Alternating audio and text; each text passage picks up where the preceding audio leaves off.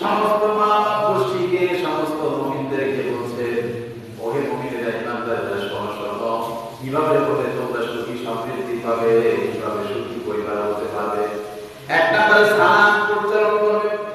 রব্বুল আলামিন কোরআনে বলেছেন, ফাইদা দাখালতুম বুয়ুতান ফাসাল্লিমু আলা আনফুসিকুম তাহিয়াতান মিন ইনদিল্লাহি মুবারাকান তাইয়্যিবা। আল্লাহ পাক বলেন, ওহে মুমিন, যখন তোমরা বাহির থেকে তোমাদের নিজে ঘরে প্রবেশ করো, ফাইদা দাখালতুম বুয়ুতান, যখন তোমরা তোমাদের ঘরে প্রবেশ করবে, ফাসাল্লিমু, তোমরা সালাম প্রদান করো আলা আনফুসিকুম, তোমাদের নিজের পরিবারের সকলকে। ধরে বলে সুবহানাল্লাহ। সালাম, এই সালাম কার পক্ষ থেকে? সালাম একটি পবিত্র সম্মানজনক অভিবাদন মিন ইনদিল্লাহ। আল্লাহ রাব্বুল আলামিন এই সালামের ভিতরে আল্লাহ পাক বলেন, মুবারাকাতান তাইয়্যিবাতান, একটি পূত পবিত্র জীবন ব্যবস্থা আল্লাহ দান করবেন। বলে সুবহানাল্লাহ। সালাম, আজকে সেই সালাম আমরা দেই না।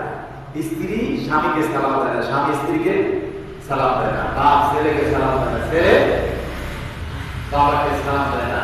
পরস্পর ছোট বড় সালামের প্রচলন নাই দেয়, সেই ঘরের ভিতরে অশান্তি। কথা বলা ঠিক কিনা?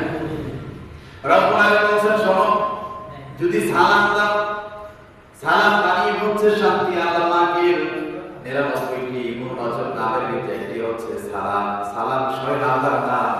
এই জন্য যখন আপনি সালাম দেবেন, সেই ঘরের ভিতরে আল্লাহ পাকের শান্তি, রহমত, বরকত নাযিল করে দিবেন কে? আল্লাহ।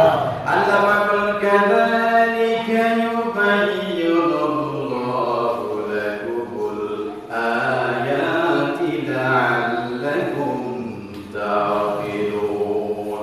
ওহে পৃথিবীর মানুষ, এইভাবে করে আল্লাহ রাব্বুল আলামিন সুস্পষ্টভাবে আপনার নিদর্শনগুলো তোমাদের সামনে পেশ করে দিতে বলে সুবহানাল্লাহ। লাআল্লাকুম তা'কিলুন, যাতে করে তোমাদের বিবেক, তোমাদের আমল এটাকে সাড়া দিতে পারে, যাতে করে সুন্দর সুখী জীবন যাপন করতে পারো। এটা হলো নিজেদের ঘরের ব্যাপারে। আপনি যখন নিজেদের ঘরে ঢুকবেন, তখন তো সালাম দিতে হবে। যখন আপনি পাড়া প্রতিবেশীদের অপরের ঘরে, মানুষের ঘরে যাবেন, তখন কি করবেন? আল্লাহ পাক বলেন, তখন তোমাকে সালাম দিতে হবে। কোরআন কারীমের 24 নম্বর সূরা নূরের 27 নম্বর আয়াতে কারীম আল্লাহ পাক বলেছেন, ইয়া আইয়ুহাল্লাযীনা আমানু লা তাদখুলু বুয়ুতান গায়রা বুয়ুতিকুম হাত্তা তাসতানিসু ওয়া তুসাল্লিমু আলা আহলিহা। আল্লাহ পাক বলেন, ওহে ঈমানদার মুমিনেরা, শোনো, তোমরা যারা ঈমান এনেছো, শোনো, লা তাদখুলু বুয়ুতান গায়রা বুয়ুতিকুম, তোমরা একে অপরের ঘরে প্রবেশ করিও না, হাত্তা তাসতানিসু, যতক্ষণ পর্যন্ত অনুমতি প্রদান না করো। আর কি করো? ফাসাল্লিমু, তোমরা সালাম প্রদান করো, আহলিহা, ঘরের অধিবাসীদেরকে সালাম দাও। সালাম দেওয়ার পরে আল্লাহ পাক বলেন, এই সালাম দিতে ওয়াদালিকুম খায়রুল লাকুম লাআল্লাকুম তাযাক্কারুন। আল্লাহ পাক বলেন, এটা হলো তোমাদের জন্য কল্যাণ। সুবহানাল্লাহ। এটা তোমাদের জন্য কি কল্যাণ? বলেন তো, মানুষ কোন পথে গেলে সুখে থাকবে, শান্তিতে থাকবে? এটা সবচেয়ে ভালো কি যায়?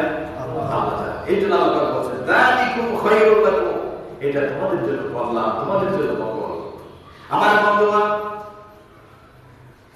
একজন প্রতিবেশী, একজন মুমিন আর একজন মুমিনের ঘরে যখন প্রবেশ করতে আল্লাহ পাক নিষেধ করেছেন, বলেছেন, বান্দা, তুমি ঘরের দরজায় গিয়ে আগে সালাম প্রদান করো। যদি সালামের জবাব না আসে, আবার সালাম দাও।